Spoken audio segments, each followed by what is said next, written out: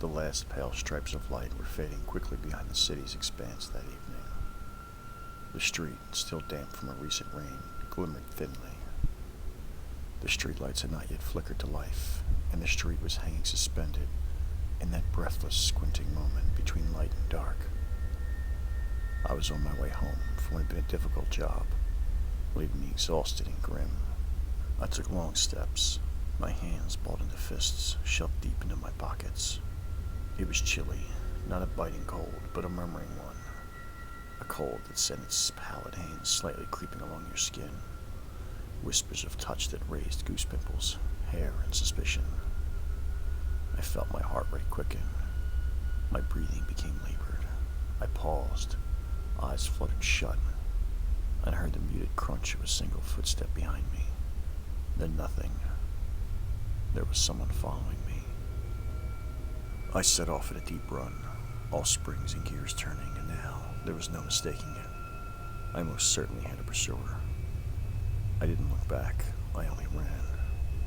My feet slapped the pavement hard, jarring. We ran together, my pursuer and I, a manic high-stakes dance, through side streets, back alleys, and over garbage cans. Finally, we reached my street. I jumped one-handed over a fence through a backyard and ran to my front stoop. I reached my front door, a mad scramble with keys. I knew if I could only make it to the basement before I was caught, I would be home free. I ran to my basement door, shoved it open, then tore down the steps, jumping down the last 2 steps before hiding into the shadows. My pursuer slowed as he crept down the steps of my basement, each footfall descending him further into the murky gloom. A weak ray of light shining down the basement stairs allowed me to see my pursuer's hand brushing and feeling his way along the cold basement wall, searching for a light switch. I heard his every breath, ragged, heavy, and wet.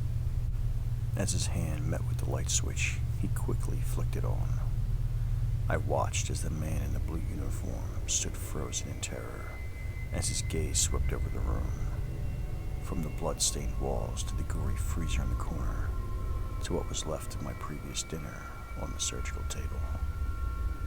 He didn't hear me creep up behind him, but he must have felt the throbbing bulge in my pants as I emptied a full syringe into the flesh of his neck. "Well, officer," I whispered into the policeman's ear as his body went limp. "Looks like you've solved this case." A maniacal grin crept its way across my lips.